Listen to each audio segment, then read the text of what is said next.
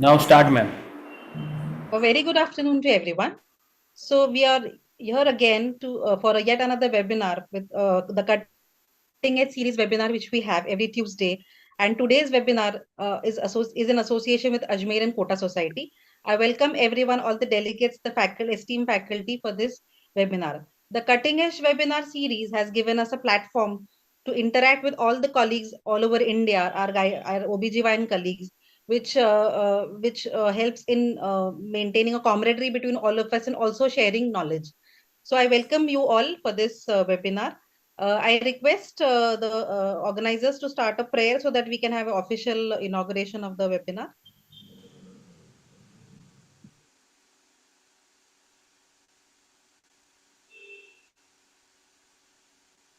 शुभं कुरु त्वं कल्याणम् आरोग्यं धनसम्पदः शुभं कुरु त्वं कल्याणम् आरोग्यं धनसम्पदः शत्रुबुद्धिविनाशाय दीपज्योतिर्नमोऽस्तु ते दीपज्योतिर्नमोऽस्तु ते शुभं कुरु त्वं कल्याणम् आरोग्यं धनसम्पदः शुभं कुरु त्वं कल्याणम् आरोग्यं धनसम्पदः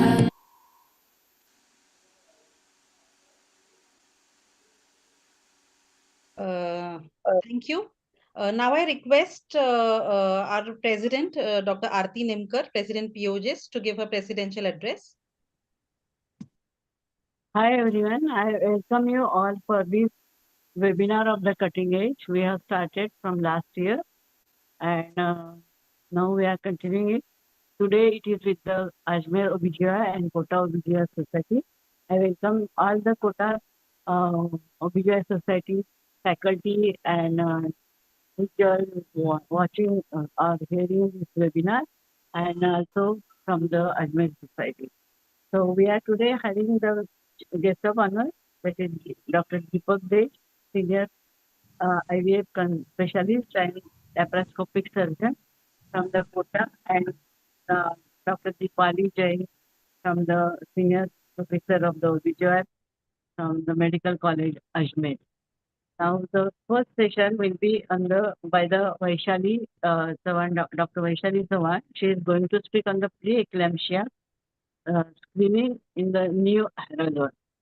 And chairperson for her, there's Sandhya Rani Chaudhary, President AOGS, and Dr. Khushbu Mina, General Secretary from the Kota of Gynec Society. And second session will be by Dr. Suchitra Narayan on the iron deficiency anemia and treated by the efficiency of the FCM in the treatment of the iron deficiency anemia in the pregnancy and BPH. And these chairpersons are the Ritika Masood, President KOGS, and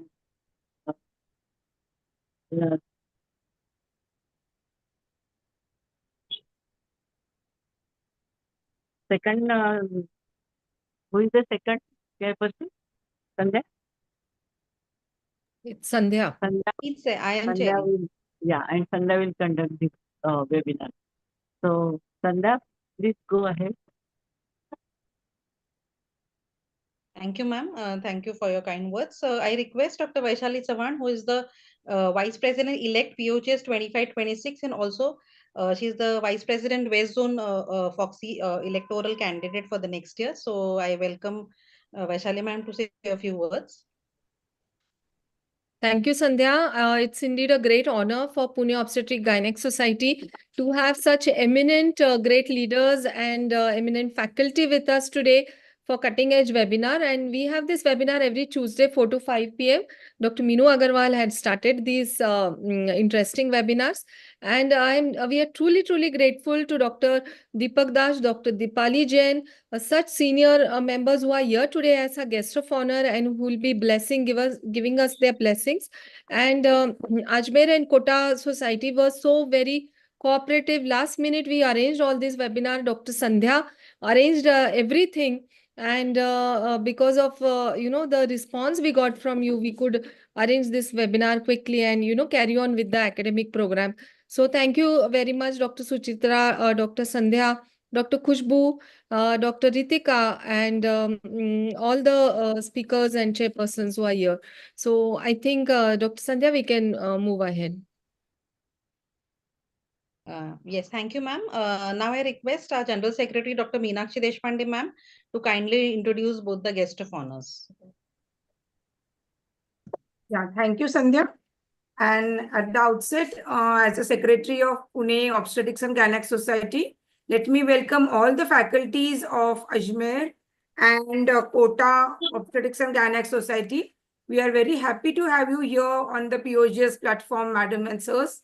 And we would really like to take this forward. We would also like you all to spread the word that Dr. Vaishali Chavan, our from Pune POGS, is standing for the post of VP next year. So we would like all of you to support her. And of course, from POGS, we would be very happy if she comes up as a VP of Foxy next year. So I would like to introduce now Dr. Desh Deepak. So are you here? Yes, madam. I'm here only. I'm Yes, with sir. mobile Welcome. joined Yes. again. So he's a director of Rajdeep Fertility Hospital and Research Center from Kota, Rajasthan. He is an organizing secretary of the West Zone UA Foxy Conference 2022 and an organizing chairperson of the State Conference of Endoscopy, AGESCON, in 2019. He was also the organizing chairperson of the State Conference Rajasthan, and he was the ex-president of the Kota Obs-Gynae Society from 2017 and 2022 to 23. He is specially interested in endoscopy, high-risk pregnancy, BOH, and of course the USG. He is the pioneer of advanced endoscopy and IVF in Kota region, and in his credit is the first IVF baby, the first ICSI baby of Kota region. Wow, congratulations, sir, for this achievement. Madam. Thank you. And we welcome you to this webinar today. And who is going to introduce the second chairperson? I mean, guest of honor. Ma'am, will you please introduce? So let us ask Sir to give his blessings, and then Okay, then we'll go. please, Okay. Deepali So ma'am. please give your words of blessings for this webinar. First, thank you to Pune OBG Society to include the Kota Obstetric Gynec Society in this webinar. And basically, webinars, we are connecting each other like Kota, Ajmer, Pune, and having good interactions about the subject and about us also. And my best wishes to Vaishali Madam and everybody for the future. And we should continue our academic session now. Thank you. Thank you, sir, for your blessings. It's a great honor for us, sir, a great personality, well-known leader who you are here today. And I have seen your videos, sir, laparoscopic videos, and Thank you, madam. you are truly an inspiration. And it's a great achievement. You are the pioneer of not only laparoscopy, IVF in all factors. You are there, sir, as a leading leader of the association. So to receive your blessings means a lot, and your presence has truly enriched the webinar. Thank you, sir. Thank you very much. Thank you very much.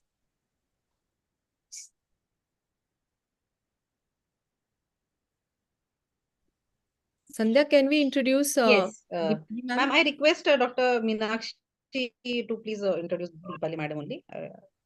Oh, one sec. So we invite Dr. Deepali Jain as our guest of honor. Is she here, madam? I think yes. I'm there, ma'am. Yes, yes, yes. So Dr. Deepali Jain is from SMS Medical College, Jaipur. She was the alumni of Jaipur and Ajmer also. And I can't read the lowermost. Teaching experience of 30 years and served as HOD from 2021 to 2023. She's of course the member of Foxy and the member of Menopause Society.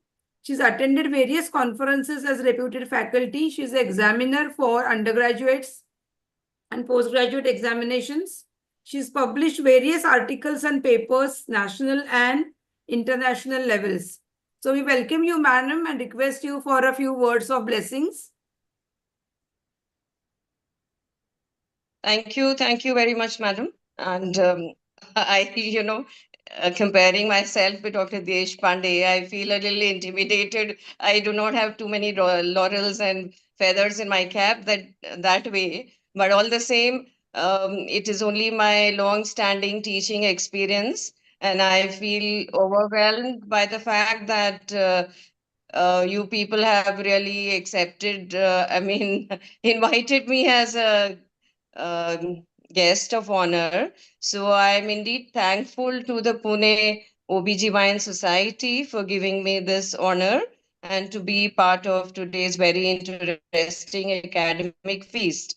And so my profound gratitude for this gesture goes to Dr. Aarti, the president, Dr. Meenakshi, General Secretary, Dr. Meenu, Dr. Vaishali, Dr. Amol, Dr. Sandhya, and rest of the very all brilliant team members.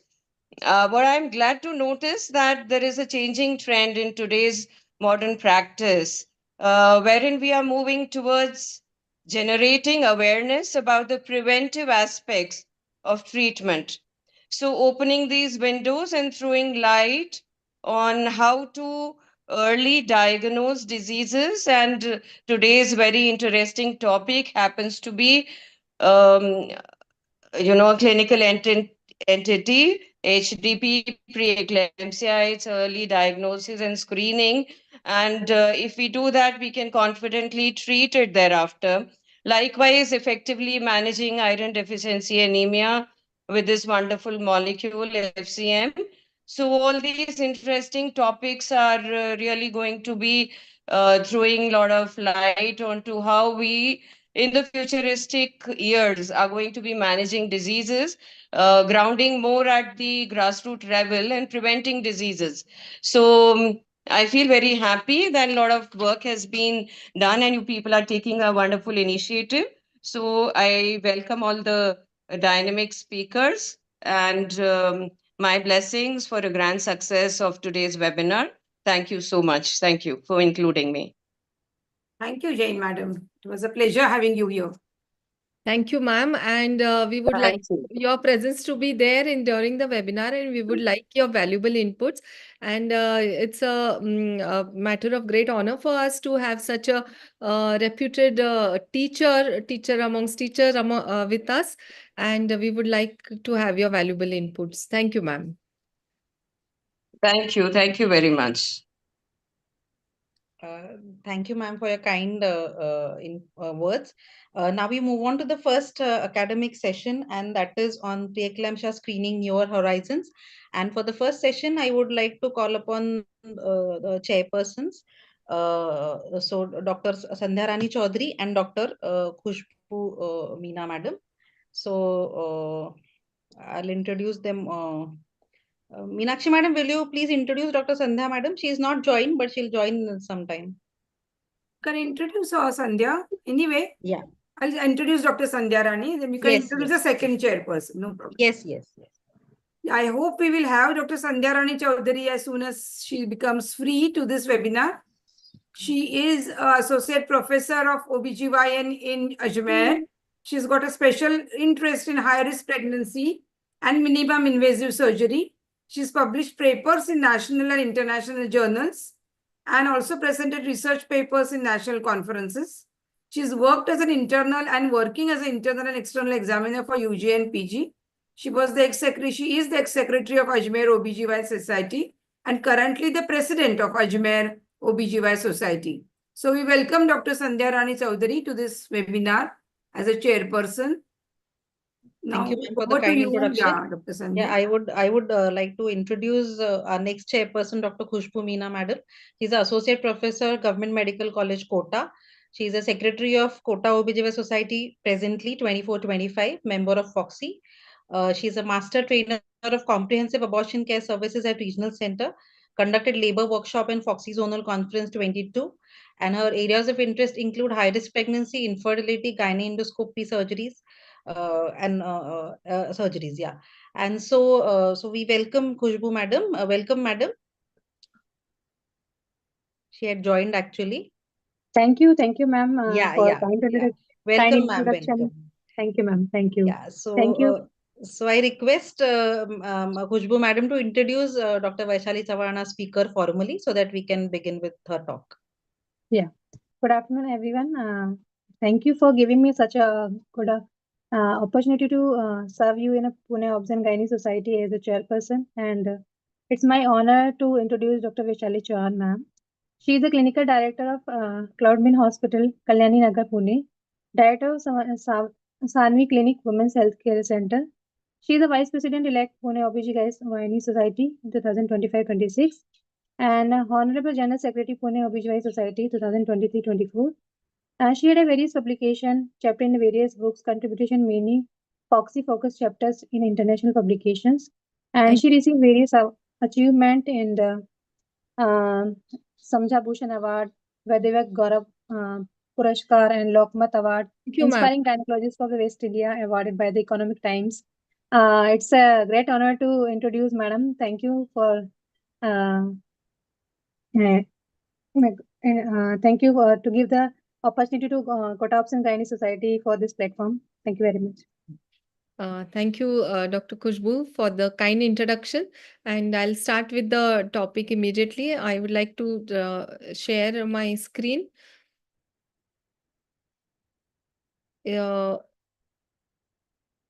Is my screen visible, Mr. Prasad? Yes, ma'am.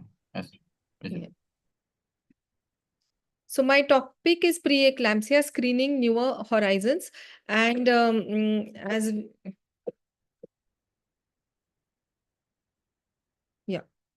So as we know, preeclampsia leads to eclampsia, and that kills, it's a killer. It kills the mother, it kills the baby. So preeclampsia, eclampsia causes huge amount of maternal deaths, fetal deaths, newborn deaths, as many as 46,000 per year globally, and newborn deaths also. So it's very important. Though in India, we see there's a decline in the maternal mortality, and it was maternal mortality was 130 in 2014, but it has been reduced to 97 per lakh by 2018 to 20. So that is very commendable. But it's also important to know that mortality which is associated with hypertensive diseases of pregnancy is difficult to prevent. And even today, every 7 minutes, one woman loses a life due to this preventable disease. So preeclampsia, we know, is a multisystem inflammatory disease which occurs beyond 20 weeks of pregnancy. And it has two things. One is hypertension, more than 140/90. Other is proteinuria. And recently, there are a typical variant of preeclampsia like hepatic, renal, hematological, even in the absence of proteinuria. So we know every antenatal patient, we do their blood pressure checkup, we do a dipstick for proteinuria, and this is a protocol which most of us follow. But is it enough to for early diagnosis or screening of preeclampsia? Unfortunately, only doing these two things is not going to help us in screening for preeclampsia. So earlier we used to think preeclampsia is very dangerous, very poorly understood condition. But today we know that there are methods by which we can predict. Now I'm going to talk about two methods. One is the screening method, that is the HDP Gestosis score. And this score is based mostly on the clinical aspects of the patient. And the second, in high resource conditions, where we take into consideration 4 to 5 factors, and that is the maternal demography, that is the maternal risk factor. Second is mean arterial pressure. Third is uterine artery PI. And fourth is placental growth factor. And this is by the Fetal Medicine Foundation. So we need to understand what really happens in preeclampsia is there is abnormal placentation. The syncytial trophoblast enters into the blood vessels and replaces the endothelium, and it replaces by trophoblast. And in normal pregnancy, what happens is, you can see in the figure on the right side, the blood vessels become big and tortuous, and more blood flows through them, and there's more oxygenation of the placenta. But in preeclampsia, what happens is the spiral arteries. The spiral arteries are the one which are the closest, they're near the decidua. There is abnormal formation of this defective trophoblastic invasion. And because of this, you can see the spiral artery is so thin and it undergoes vasoconstriction. And there's an endothelial dysfunction. This releases the inflammatory proteins. And because of this defective trophoblastic invasion, there's vasoconstriction and necrosis. And because of this, whatever biomarkers we are going to talk about happen due to the placental vasoconstriction and the necrosis, and all these biopeptides are released. And these are the biomarkers which we are going to use to predict preeclampsia. So there's an entire cascade: abnormal placentation, placental ischemia, vasoconstriction leading to FGR, abruptio, preeclampsia, HELLP syndrome, and so on. So preeclampsia and FGR usually go together. So in preeclampsia, the current concept says because of the placental ischemia, vasoconstriction, what happens is the uterine artery flow reduces. The PAP-A is again a protein which reduces. I didn't get that. Could you try again? And the placental growth factor reduces. And if there's reduction in the placental growth factor, then obviously the placenta is not going to grow, and then there is going to be uteroplacental insufficiency. Because of the vasculature compromise, what happens is SFLT is again a biopeptide protein that it increases, and there's reduction in the VEGF and the placental growth factor. And all this leads to end organ damage, hypertension, proteinuria, coagulopathy, liver dysfunction, and so on. So the biomarkers of defective placentation, because of this defective placental endothelial trophoblastic invasion of the spiral arteries, is mean arterial pressure, uterine artery, and serum placental growth hormone. So every gynecologist, every obstetrician does NT scan. Even when you do a NT scan and double marker, you can pick up and you can do early screening for preeclampsia. And how is that? When you do an NT scan, you look for aneuploidies, structural defects, and so on. But you also do double marker. And in the double marker, if the PAP-A is low, PAP-A we know we use for down screening, but if the PAP-A value is less than 0.35 MOM, multiples of medians, then this patient is high risk for preeclampsia. So it's a very simple method by which each and every obstetrician can pick up even with a simple PAP-A. Placental growth factor is again an angiogenic factor, and these levels are low in preeclampsia. SFLT soluble FMs like tyrosine kinase are also used in prediction of preeclampsia. So let's see what the guidelines say. There's a NICE guideline 2019, ACOG 2018, and the Canadian guidelines. And they say that whenever there are moderate or high risk factors, then ecosprin, aspirin should be given. NICE guidelines says 75 to 150 milligram, ACOG says 81 milligram, and Canadian guidelines are a little unclear. So what it really means that when all these factors are taken into consideration and all these parameters are filled into a software and an algorithm comes out, and if we use these factors, and if the patient is negative for preeclampsia, then almost 99.8% patients will not get preeclampsia. So these are very strong predictors of preeclampsia. So talking in detail about each predictor, one is uterine artery flow velocimeter. And how do you predict? You take right uterine artery, left uterine artery. PI, we do not use notching anymore. So PI of right and left divided by 2. So average of the both is what is going to help us. A mean arterial pressure. So there's a specific way of taking a mean arterial pressure. Patient should be sitting in a chair with back rested. The legs should not be crossed, they should be uncrossed. The sphygmometer should be at the level of the heart on the arm, and BP is taken. So there are 4 readings taken, one right side, left side, right side, left side, 4 readings with 1 minute difference. The patient should not be lying down. You should not take BP lying down. The patient should be sitting. And when you have to take 4 recordings of BP, it is a process, but it is going to help us. And the average of all this is the mean arterial pressure. Coming to the other points, the NHS and the NICE guidelines and ACOG guidelines, they have also enumerated what are high risk factors and what are moderate risk factors. High risk factors are like previous preeclampsia, chronic renal disease, chronic hypertension, diabetes, SLE, or APS. In moderate risk factors, the NICE guidelines have taken age as more than 40, and in ACOG, they have taken age as more than 35, though the Americans have also included the Black people as moderate risk factors.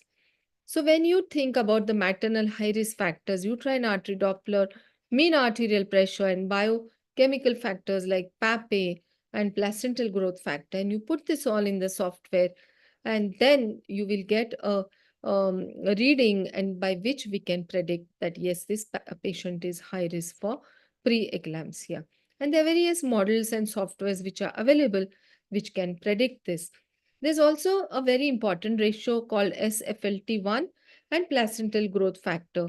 And this ratio, this interesting article in the New England Journal of Medicine, it can predict the time to delivery.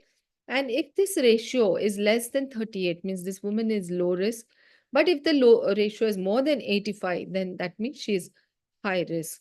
And FIGO also recommends using all these parameters to predict preeclampsia. And high-risk patient should be started on dose of aspirin 150 milligram to be taken every night from as early as 12 weeks of pregnancy till 36 weeks of gestation. So this is by the FIGO, a pragmatic guide for first trimester screening and prevention. And one of the authors in this is our very own Dr. Hema Divakar. There are new screening methods also, like maternal ophthalmic Doppler, or there could be late screening like Congo red bound test or glycosylated fibronectin. These are the new methods. But there is a huge unmet need for diagnosis. Not everyone can afford doing these biomarkers. So what is the method, other method? There comes HDP Gestrosis score, an Indian innovative screening tool for prediction of preeclampsia. And the Gestrosis does a huge amount of work in our country, led by Dr. Sanjay Gupte, Dr. Girija Wagh, Dr. Alpesh Gandhi. And talking about the Gestrosis score, which was originally developed by Dr. Gorakh Mandrapkur and modified by the team of Gestrosis India, Gupte sir, Dr. Sujitra Pandey, Dr. Girija, Dr. Alpesh Gandhi. And the objective is, it's very simplified method of assessing the maternal risk factors and for screening that yes, this patient is at risk for preeclampsia. So there's a specific process of risk scoring, mild, moderate, and severe, and each high risk factor is given a score. And if the score and the addition of the score is done at the end of taking a very careful history, and at the end, if the score is more than 3, that means this particular lady is at risk for HDP. Anemia, GDM, hypothyroidism, mean arterial pressure, and maternal weight gain are the 5 dynamic factors which can be assessed in each trimester. Now, going through the risk factors, there's an app which is available on Android phone, and it is recommended that all of us should have this list with us in the OPD, and whoever is taking the history can just tick mark, and detailed history is automatically taken. So taking a printout of this and taking a lot of Xeroxes is going to help us take a detailed history and identify preeclampsia at the earliest. So looking at the risk factors, age more than 35, age less than 19, anemia, obesity, even a small duration of cohabitation, women who themselves were born as small for gestation age, family history of cardiac disease, PCOD, even PCOD patient gets a score of 1. Conceived with IVF, yes. It said there's defective placentation when conceived with IVF. Chronic vascular disease, excessive weight gain, and so on. And a score of 2 is allotted to maternal hypothyroid, preeclampsia, diabetes, obesity, multifetal. Minute there's a twin gestation, then the score becomes 2. Hypertensive diseases during pregnancy, even mental disorders gets a score of 3. Thrombophilia is 3. Maternal CKD is 3. Autoimmune disease get a score of 3, and pregnancy via surrogacy gets a score of 3. And if you compare this HDP gestosis with the ACOG guidelines, ACOG also says that uterine artery Doppler studies have limitations because of the machines, the methodology, the software that is used. And these are all mathematical modeling which have been derived. So it is better to use clinical risk factor screening method to start prophylaxis, because minute we take a detailed history, we can identify the high-risk patient for preeclampsia.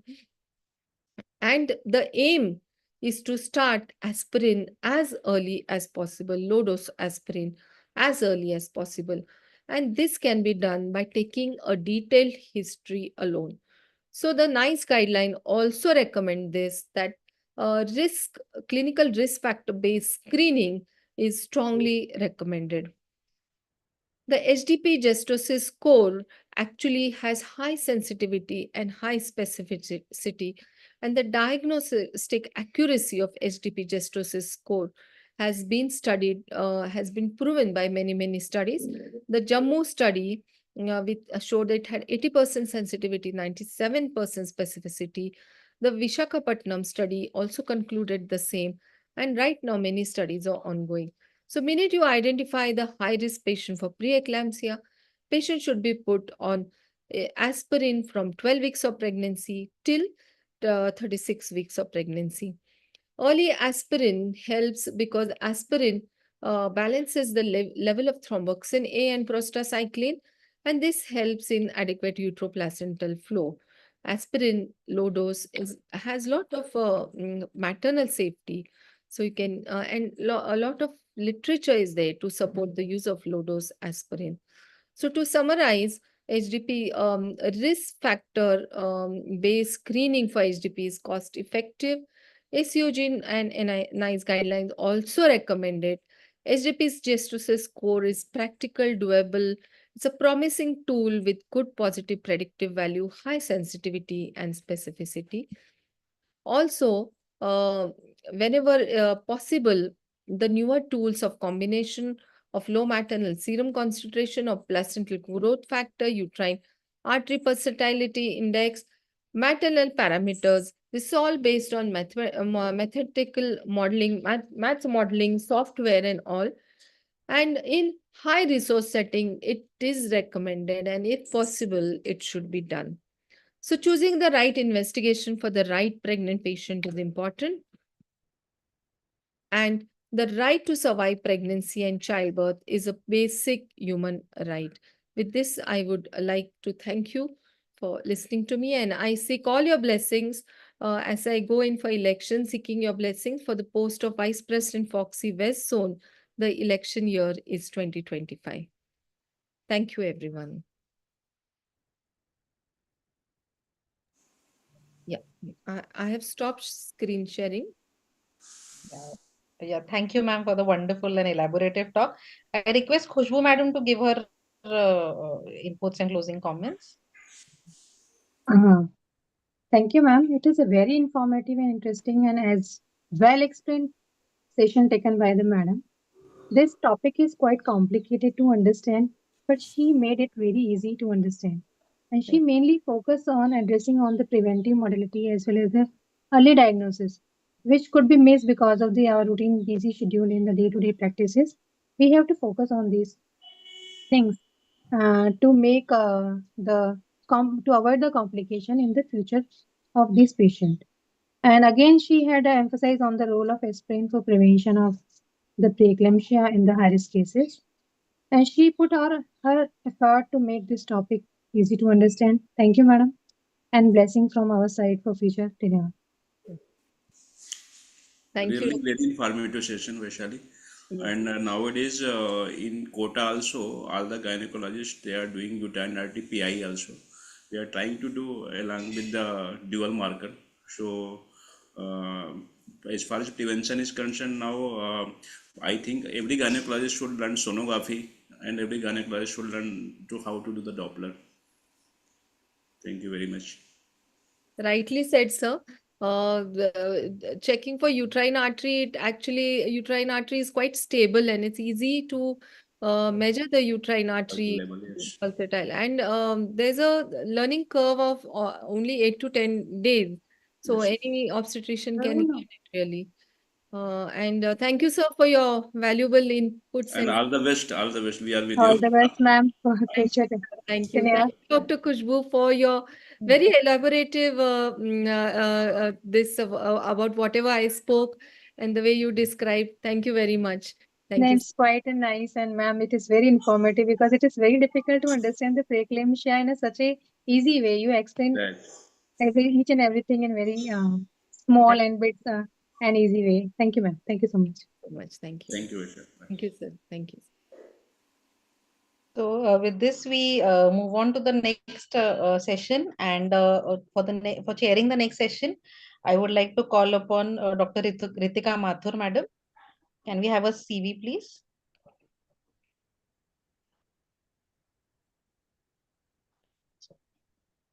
Yeah, so Ritika madam, she is at present the president of Kota Society. She graduated from SMS College Jaipur and postgraduated from RNT Medical College Udaipur. She's a specialist in the art of vaginal delivery, and her field of interest includes high-risk obstetrics. She's having almost 25 years of experience in private practice. And most important, she's very humble human being because she sent me the most smallest of the CV, and she said that this is enough. So I mean, it speaks volumes of her. Welcome, ma'am. Welcome. We are very happy to have you. And along with Ritika madam, I will be chairing the session. Myself, Dr. Sandhya Meshram. I'm a fertility consultant at Cloud9 Hospital, Pune. So welcome, madam. Welcome, Ritika madam. And to give the talk, I call upon Dr. Suchitra Narayan. She is the secretary of Ajmer Society, worked as an associate professor in Lady Hardinge Medical College, New Delhi, member of scientific committee on in 2017 at LHMC for National NARCHI Conference. She has 13 years of experience dealing with critical obstetrics and gynecology, published many papers and research articles in renowned national and international journals, written a chapter on women empowerment in Handbook of Social Obstetrics and Gynecology, and currently, as I said, Secretary of Ajmer Society, Foxy Branch. Area of interest, high-risk pregnancy and gynecology. Welcome, madam. Ma'am, you can start your talk. Good evening, all. And first of all, I thankful to Pune Ajmer Obs and Gynae Society for inviting this nice session and even the needed topic, that is the iron deficiency anemia. And I'm thankful to Dr. Aarti ma'am. She's a president, Pune Obs Gynae Society. Dr. Meenakshi ma'am, as General Secretary, Pune Obs Gynae Society, and to Dr. Sandhya, thank you so much for your kind cooperation and inviting for such a nice session. But I'm facing a little difficulty. I'm not able to share my screen, so if it will be helpful to if someone can share.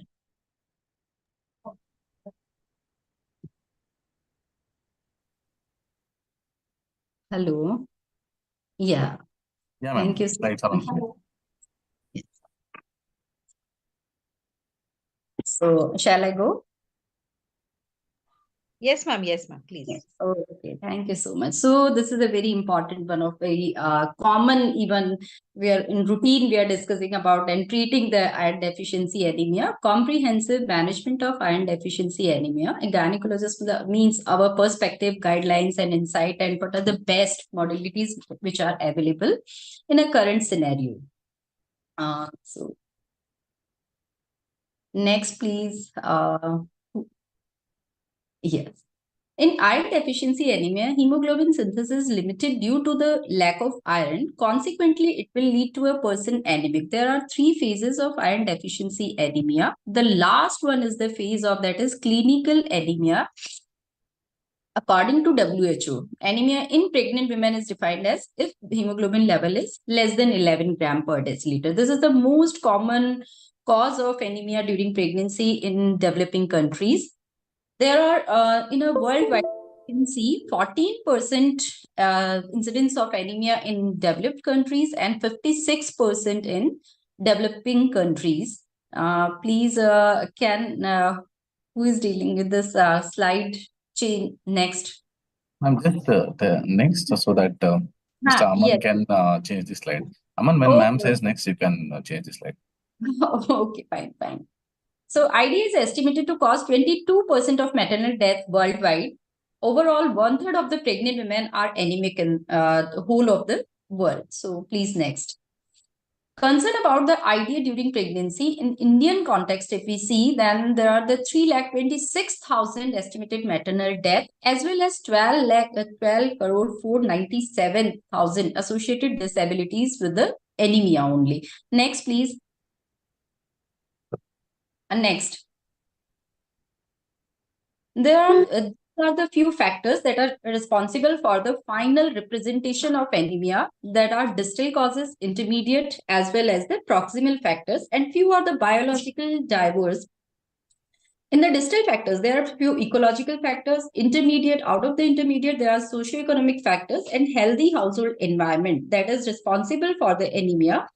Out of proximal causes, that are the 3 types of proximal causes: maternal characteristic, dietary intake, the less intake, and if there's a availability of food and the nutrients, and health services utilization.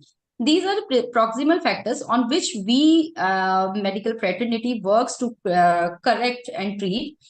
Few other genetic hemoglobin disorders, blood loss, nutrient deficiencies, and exposure and responses to infectious disease. Finally, these all factors are responsible to decrease, either they leads to decreased erythrocyte production or the increased erythrocyte loss, and that will reflect as an anemia in reproductive age group. Please change the next. So this is a pathophysiology of iron deficiency anemia in pregnancy. There are the 3 factors during the pregnancy because of dilutional effect of blood, in which the RBC expansion occurs approximately 25% and blood volume expand for 50%, that is almost double. Placenta, during the placenta development, body needs iron supplementation extra, and the fetal requirements are also there. Next, please. Iron requirements is 9 times higher during pregnancy.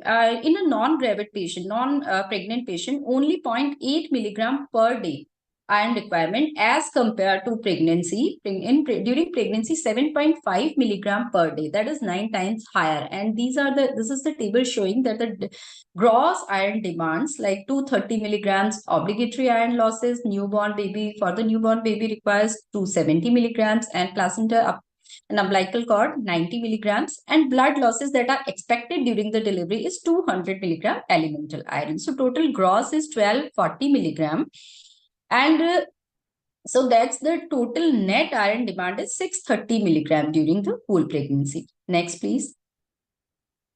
Anemia screening.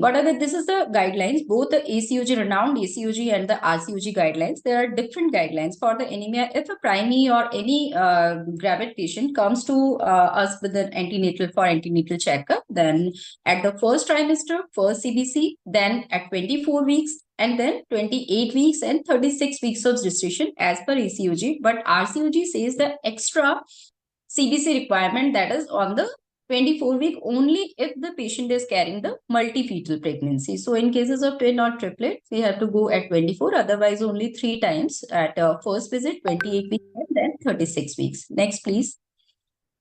Diagnosis, how to diagnose the iron deficiency anemia in a pregnant woman. Definitely with the hemoglobin concentration, this is the absolutely dependency on hemoglobin concentrations, lack adequate. This is a little bit less sensitive and specific for the IDA diagnosis, although it's widely available, easy to measure with the low cost, but cannot be utilized to diagnose the other conditions beyond the iron deficiency anemia. Next, please. So there are few other markers that are the transferrin saturation test, hepcidin levels, and serum ferritin level. These are very specific for the iron deficiency anemia. If TSAT, that is transferrin saturation level, that is serum iron if divided by TIBC, total iron binding capacity. If ratio is less than 20%, that shows the pure iron deficiency anemia. If it is 30 to 40%, then definitely there are normal to adequate iron sources are there, and if it is beyond 60%, then the free iron levels are more in the body, and that can damage to liver. So these are the iron biomarkers that promise to refining the diagnosis of IDA in a pregnant woman. Next, please. These are few newer RBC parameters specifically for iron deficiency anemia. Out of these, there are three things we can see. The hypochromic microcytic, if the concentration is from 3 to 4, less than 3.4%, and hypochromic reticulocyte, less than 3.7%, they indicate iron deficiency anemia. If there is a reticulocyte hemoglobin content that is less than 25 picogram, this shows this is an early indicator of iron deficiency anemia, and these patients mostly respond to iron therapy. If the microcytic reticulocyte ratio is less than 3.7, that is when we have to proceed for thalassemia screening. So these are the newer parameters which are very beneficial for the to refine the other diagnosis. Please, next. In a postpartum anemia, what are the effects and causes? Postpartum anemia may basically what could be the most probable causes if the patient does remain anemic since the antenatal time, and if there are the acute or PPH was there during the intrapartum period, that will lead to postpartum pregnancy anemia. Please, next.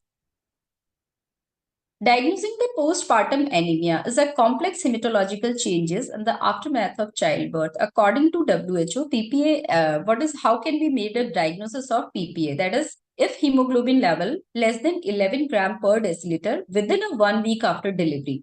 These are the three major causes for the PPA. Next, please.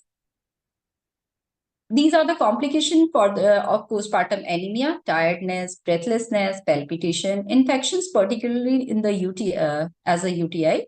And PPA finally leads to reduce the cognitive performance of a female and induce the emotional instability, distress, and increase the risk of postpartum depression. It may causes women to experience difficulty in carrying their newborn and lack in the breastfeeding. And so now this is all about the anemia. Comes to the recent modalities which are available and how to treat the anemia. How to treat anemia. Next, please. And next. Approach to iron deficiency anemia during pregnancy. What are the different things which we can start from the lifestyle changes, then dietary modification, supplementation, pharmacotherapy, and last resources that we have blood transfusion. Next, please. Lifestyle associated changes, what we can do, that is that reflect if the lifestyle changes is not being done, then the low birth weight and the preterm deliveries, and smoking is a very important factor that we have to counsel our patient to change the lifestyle.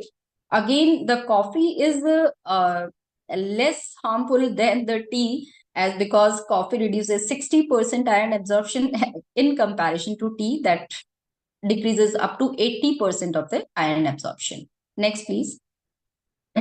So here, by nutritional supply, we can only supplement to 35% in the first trimester, up to 41.5% till the third trimester. So only nutrition is not the remedy, not the very best approach for the iron deficiency anemia correction during pregnancy. Next, please. Dietary intervention which we can suggest to our patient to improve the iron status during pregnancy are these all, like spinach, beetroot are the plant-based food. Again, there's a meat factor, that is chicken meat, that have a amino acid with the sulfur that have a positive impact on iron absorption, as well as the cereals also. They also improve the hemoglobin values after first trimester. Next, please. Dietary intervention, what we can improve for the iron status, same as the previous slide we are discussing. The vitamin fruits which are rich in vitamin C, improve the iron bioavailability. Again, ascorbic acid that prevent the formation of low soluble ferric compounds. So it enhances the absorption of iron, and pregnant women must avoid having tea or coffee, as we have discussed in our earlier slides. It reduces the 80% and 60% of iron absorption. Next, please. Supplementation. Next. Supplementation. So after supplementation of iron is the key to correction of anemia. That is, in the absence of supplementation, what happened in the absence of supplementation? Loss of bone marrow iron store that triggered in women, and it leads to decrease in serum ferritin level, decrease in hemoglobin concentration of approximately 0.5 gram per deciliter. That is recorded by until the end of the pregnancy, and these depletion of iron store subsequently leads to a fulminant iron deficiency anemia and its consequences. Next. Management of iron deficiency anemia. How will we decide when we have to take a step? If a hemoglobin level less than 11 gram per deciliter according to WHO, then go for a serum ferritin levels. Serum ferritin level, if it is more than 30 and if MCV is less than 80, then recommended hemoglobin electrophoresis to for the alpha thalassemia testing. And if MCV is more than, means 90 to 100, then we have to go for a B12 and folic acid deficiencies screening. But if the serum ferritin level is 30 nanogram per ml, then go for step by step, week by week. If the period of gestation is less than 14 weeks, and then oral iron supplementation, and then again go for a recheck after 4 to 6 weeks, CBC. If the patient is we have a patient from 14 to 28 weeks and hemoglobin is 9 to 11, then again suggest the oral iron therapy and check CBC in 4 to 6 weeks.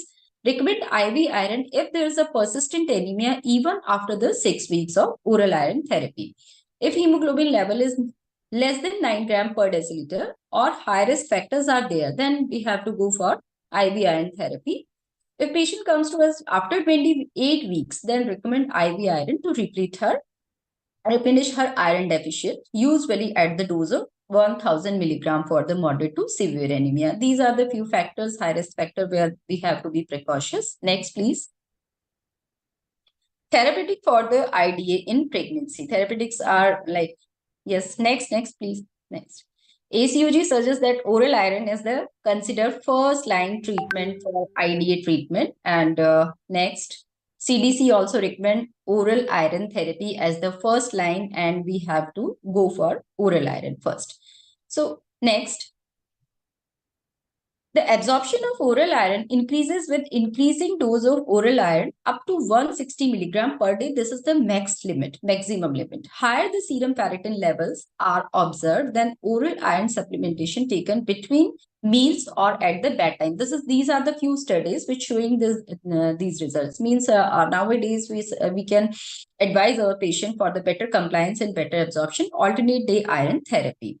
The dose of oral iron is directly proportional to improvement in hemoglobin levels. However, the mild GI disturbances could be there. Alternate day dosing is best.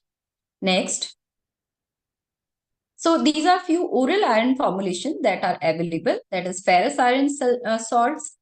Definitely these are inexpensive and mild GI side effects are there. With the polysaccharide iron complex potentially having the low risk of GI intolerance, better taste profile, but these are again less effective than the ferrous iron sulfate therapies. Heme iron is having higher absorption with a little less side effects, but although it's expensive, not a very good choice for the vegetarian and vegan individuals. Carbonyl iron, again, it's inexpensive, but there's no any clinical safety and side effect benefits as compared shows. Iron protein succinylate That is, some data shows that it is having a better tolerability and better bioavailability. But again, this is unsuitable for the hypersensitive person. And iron amino acid chelate, again, it is more expensive. Next, please. So here there's a drawback of oral iron therapy. Definitely there are GI adverse side effects are there, lack of adherence to therapy, less compliance, insufficient length of therapy. Even if the patient is moderate to severe anemic, then the correction of anemia chances are little less, and limited duodenal absorption due to concomitant GI pathology. Next, please. Blood transfusion as anemia correction therapy is a tried or it is an effective method to treat anemia, definitely. But after oral iron therapy, directly we can't jump on a blood transfusions. It is effective in the patients with severe IDA. Rapid anemia correction is clinically necessary when these are the indication of blood transfusion. Next. However, blood transfusion is associated with some risk. Obviously, there are social issues, patient beliefs, and apprehension, scarcity of the blood and blood products. Incorrect transfusion can lead to a hypersensitive and anaphylactic reactions, adverse impact on patient's immune system. Post-transfusion reactions are there. Next, please. So, what is the role of IV iron therapy in pregnancy? IV iron in pregnant women is if there's no any improvement after oral treatment, developing serious side effects with oral iron therapy and severe anemia patient if not responding to oral therapy, then the IV iron is the better choice, but we have to restrict it up to second and early third trimester of pregnancy for the IV iron. Next, IV iron sucrose. As since years and years, we obstetricians are using iron sucrose therapy. The safety of IV iron sucrose being comparable to standard oral iron therapy in pregnant women. The safety and efficacy is more well studied, and very minor side effects are there with iron sucrose. Next, please. IV low molecular weight dextran. This is a time-saving and cost-effective option for iron administration. 1000 milligram IV over 1 hour, but it is little time-consuming. 60 minutes, at least minimum 60 minutes it requires. First American prospective study of IV iron in oral iron intolerant iron deficient gravidas were studied with the IV low molecular weight dextran. Although we have very recent other formulations in IV iron. Next. Sorry. So newer iron formulations are there, that is ferric carboxymaltose, iron isomaltosides, and fermoxytol. FCM is a parenteral iron dextran free product that is approved for rapid high-dose iron replenishment. It consists of a ferric hydroxide core and carbohydrate shell that allows the controlled iron delivery within a very minimum time. Next, please. So here, these are the few side effects with IV iron.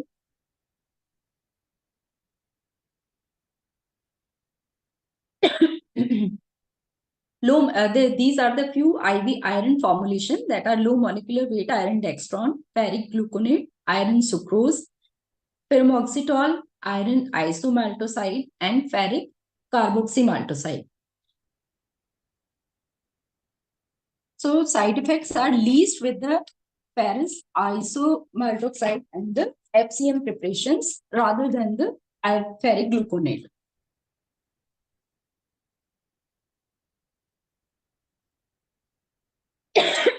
Sorry. So if we compare all these, the maximum dose that is required in a single shot, that is low molecular weight iron dextran and iron isomaltoside and ferric carboxymaltoside, that is 750 to 1000 milligram in a single dose. If we are giving an iron sucrose, then 200 to 300 per dose, in total 1000 milligram, but it required the multiple doses that are 3 to 5 doses. Side effect are almost same in all these, but FCM is having least side effect. Hypersensitivity reactions are common with all IV formulations and are often mild and transient. Severe reaction generally responds to carbohydrate shell. Most of the individual will be able to tolerate a different formulation. Next, please. These are the few guidelines showing in our different country wise what they are preferring, at which level of hemoglobin they are recommending the IV iron therapy. Next, please. So in iron deficiency anemia, the role of ferric carboxymaltose. This is the recent molecule. Next, please. This is a dextran-free parenteral iron, FCM. It offers rapid and high dose replenishment of depleted iron store. FCM is stabilized by the carbohydrate shell. Next. FCM permit the administration of the large doses in a single one sitting. FCM has low immunogenic potential with a high, less side effects are there, and design of FCM permits the delivery of iron, preventing the release of large amount of iron into a serum with in a controlled manner. Next. Next. So here this is the pharmacokinetic of FCM that shows 2.6 to 4.4 ml per minute mean plasma clearance, and the T-half is 7 to 12 hours. Mean volume of distribution is 3 liters. So after a single 100 milligram of IV iron dose of FCM solution injected over 1 minute, serum iron concentration reached at the peak within 15 minutes. Optimal timing of FCM administration is FCM in a single dose of 1000 milligrams. Next, please. Next slide.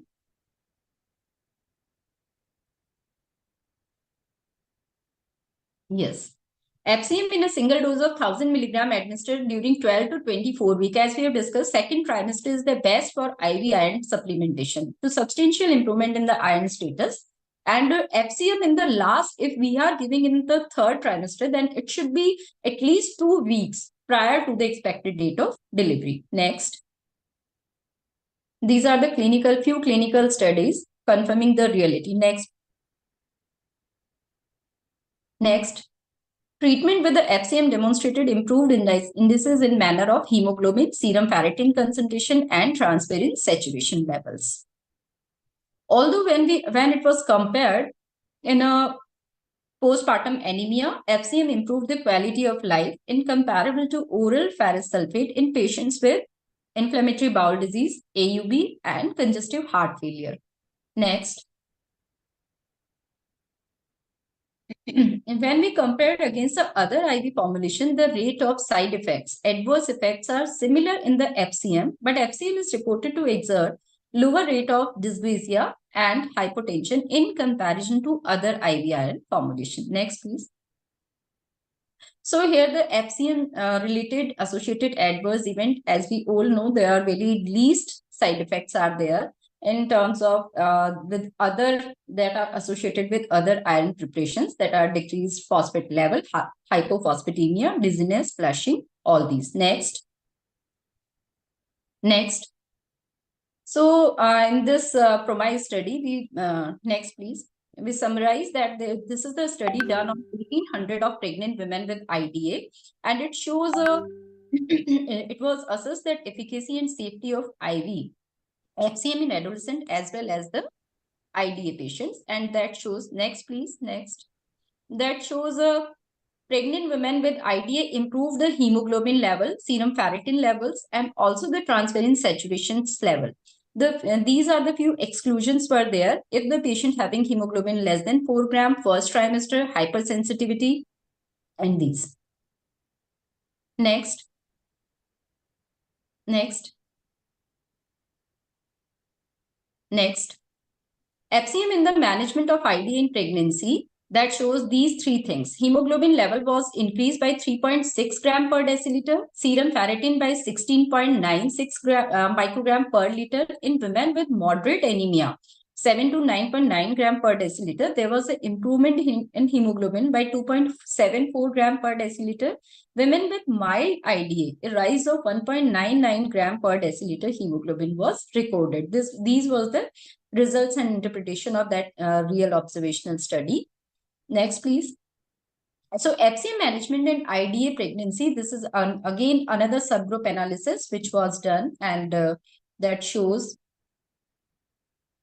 that a single FCM injection of 1000 milligram is a crucial treatment for correcting anemia and restoring iron store in pregnant women experiencing moderate to severe anemia in late second trimester and early third trimester.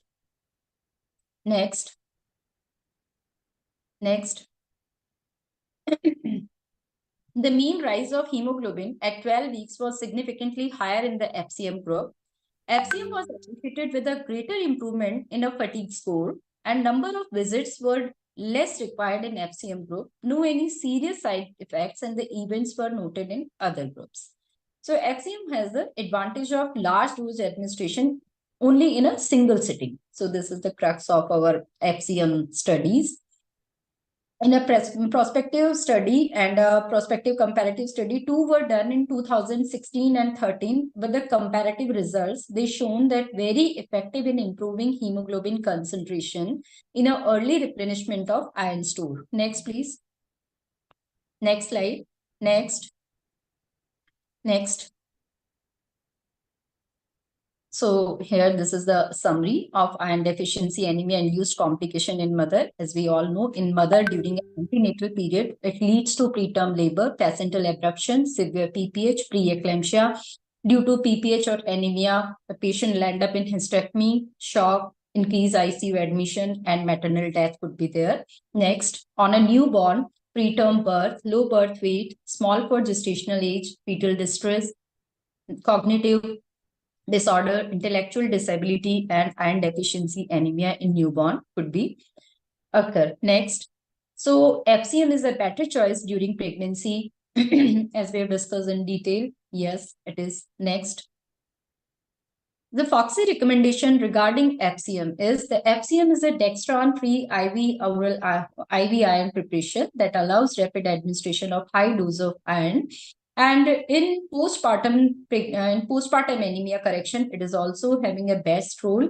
So compared with the other parenteral iron preparation, FCM has several advantages like fewer side effects, high dose administration in a single sitting with the better bioavailability, better tolerability, and fastly correcting the anemia. Next. Next slide. Next.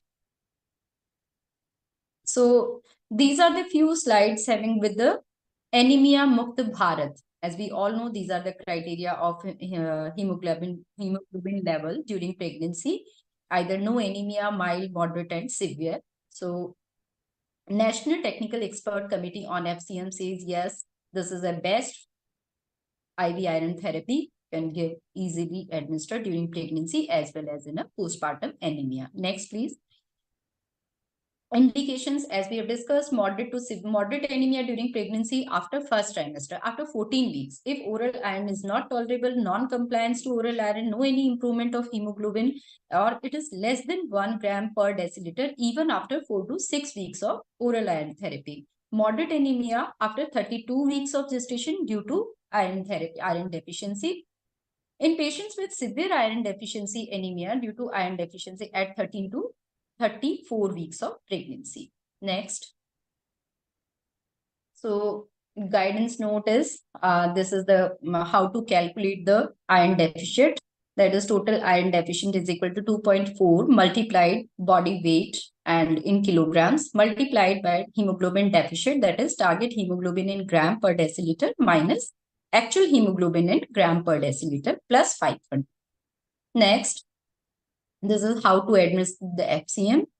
And in nutshell, we summarize in a single slide. IDA is the most common cause of anemia during pregnancy. Next, please. Treatment aspect of IDA include lifestyle changes, supplementation, dietary modification, blood transfusion, and pharmacotherapy that are oral and IV iron. FCM has demonstrated the therapeutic efficacy for conditions associated with absolute or functional iron deficiency, either with or without anemia. FCM is reported to be effective in treating IDA as well as postpartum anemia. Studies confirm that the safety, efficacy, and tolerability profile of FCM, Anemia Mukt Bharat guideline also suggests the use of FCM in pregnancy as well as in a PPA in a patients of IDA. And this is also a core component of Anemia Mukt Bharat. Compared to other parenteral iron preparation, FCM has the different advantages. So thank you so much for patience hearing, and if there's any query and question. Thank you so much, Dr. San and Meenakshi ma'am. It was quite lengthy, but it's very important topic. Thank you, ma'am, for such an elaborate talk on iron deficiency. You've almost covered everything starting from pathology, pathophysiology, till the treatment modalities. I request Ritika Mathur madam to please give her comments on the talk. Ma'am, it was an excellent talk, although I had to miss some of it because I was called for an emergency. But as far as I heard, it was very good. And ma'am, I would like to add, like, we are from the region of Kota, Rajasthan. And fortunately for us, our speaker of our Lok Sabha is from this place. So in Kota, we have a Surakshit Matratva Abhiyan, in which all the female who are from the lower socioeconomic groups, they are given a packet. If they get themselves registered on the recommendation of the gynec, they get a packet of nutritious food given every 2 to 3 months. So I think that is a very good initiative, and I think Government of India should start it all over. And I think FCM should be provided in the government setups also, ma'am. Yes, I ma'am, don't it is This is provided. provided. Very nice. This is there in government setup. Yes, ma'am, it is available in government setup. It is It is a available. very informative and updated topic. You have covered all the things of the iron, about oral Because I had supplementation to for leave in migraine. midway, and I asked my secretary to sit through the whole talk, and she had to. Yeah, it was a very nice and informative talk, and thanks to Pune Obs and Gynae Society for involving Kota Obs and Gynae Society, ma'am. Yes. Yes, from we are- Ajmer And thank you, Khushbu, also, always. Thank you, ma'am. Suchitra ma'am, excellent talk, a very detailed Yeah. talk. You took us through everything, all of it at Thank one you, go. ma'am. So really enjoyed your talk. Thank you so much. And such expert comments from all of you, and your valuable presence was, really great feeling for us at Pune Gynec Society. And really enjoyed. I think this is the first webinar we are doing with Ajmer Kota societies. Yeah. So Yeah. really enjoyed a lot with all of you. Many more of such webinars, ma'am. Yeah, we- Exactly. This is very Yes. संध्या सुचित्रा मॅमचा आवाज आणि accent exactly तुझ्यासारखे Okay. Same है ना Uh, मला वाटलं तूच बोलतीस Aarti madam is saying Sandhya is sounding like Suchitra ma'am. like Suchitra Yeah. madam. Oh, thank you so much. It's a Same, great same. compliment, ma'am. Yeah. But thank you to Sandhya ma'am, and great effort she did on a very short notice, as we are searching for CV and photos and connecting since last 2 to 3 days, but it was great effort. So thanks to, And I you congratulate really helped us, Dr. Suchitra. You really helped. Suchitra, we are obstetrician and gynecologists. We have to, we are facing the emergencies every day. That is Exactly, difficult to make a Agree. presentation and give the lecture in emergency. Right.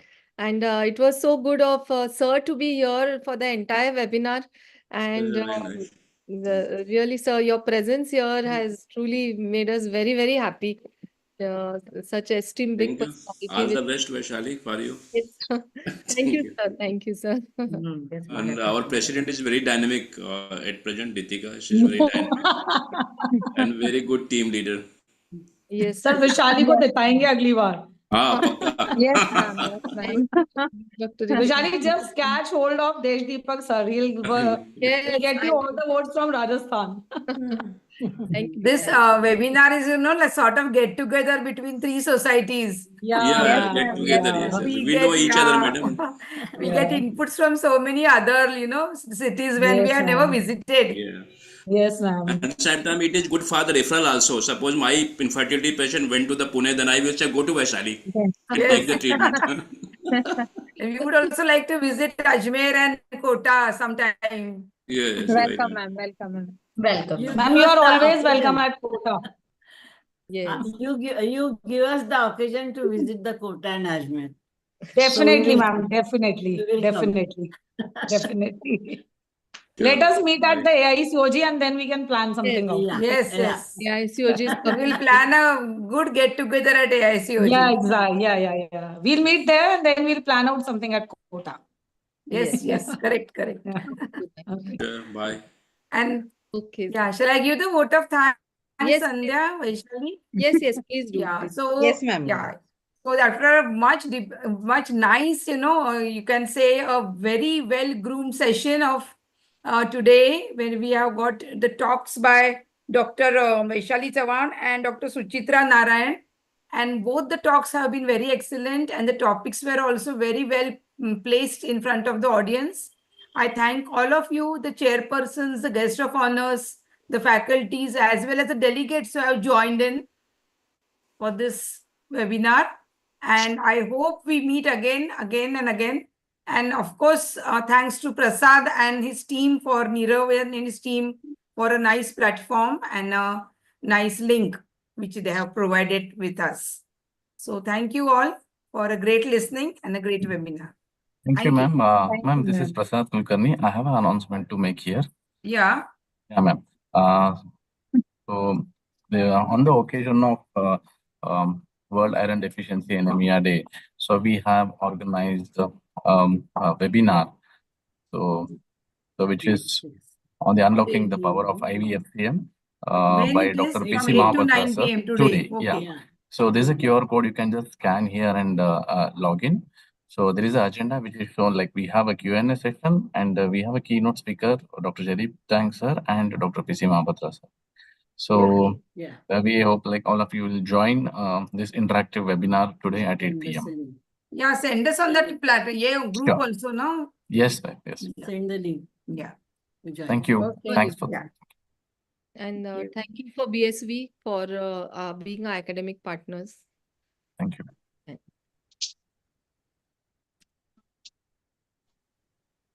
So are we at the end of the webinar? Yes, Yeah. ma'am. Has the recording stopped? Recording stop. Aman, Recording make has it stopped, no? offline. Yeah. You can close the link. Aman. Thank you so much. Thank you. See you again, Dr. Suchitra, Dr. Khushbu. See you all again. And All the best, Dr. Vishali ma'am. Thank you. For Thank your you. and thank you. Vaishali, see you next week. Next week. Sandhya, thank you very much. Fantastic. You did everything beginning to end. सगळं संध्याने छान केले. करते संध्या, आणि ती आता बरं नाही तिला, तरी सुद्धा करते. हो, आणि मी यावेळेस एकही फोन कॉल नाही केला. नाही तर usually I call and I tell आता तू फॉलो कर. मी यावेळेस काहीही केलं नाही. आरती नाही जॉईन झाली का संध्या? आरती नाही जॉईन झाली? नाही, ऍक्च्युली काय झालं मॅम, मग ते माझा इंट्रोड्यूस करायला मग मी म्हटलं तिला 5 मिनिटासाठी आता तिचं स्कॅन चालू होतं. मी फोन केला, म्हटलं ठीक आहे, जाऊ दे. मी स्कॅनिंग चालू just होतं. मी केलं असतं ना online. संध्या तुला इंट्रोड्यूस. Okay ma'am. मी म्हणून एक लाईन सांगून टाकलं मी. ते नको म्हटलं, जाऊ दे. आणि वेळ पण संपायचा. I will introduce you. अरे आमचं हे मांजर गेलं मध्येच वरती. त्याला पकडून आणायला त्या मावशी आणि मी त्याला जाऊन पकडून आणलं. I came back, the session was going on. I said, okay, good. Session is going on. घरात लहान मुलं नाहीत, पण हे आहेत. मांजरं आहेत. मांजराची सध्या आवाज खूप झालेली आहे. आत येताना तर तो बाहेरच असा सुटलाच. मी आता बॅग काढली आहे ना जायला. मी आता चाललीये, कुठे चालले मी? जबलपूरला निघाले. मी थर्सडेला येणार आहे आता. तुझं पण सुनीता सारखीच आता गत होणार असं दिसतंय मला. म्हणजे ट्रॅव्हल तरी होणार आहे. येस, एव्हरी वीकेंड का? हो, आता हा मिड वीक आहे आता. उद्या मिड वीक. मी जबलपूरला चालले, तर बॉम्बेला चालले. बॉम्बे जबलपूर फ्लाइट आहे. I am coming back Thursday.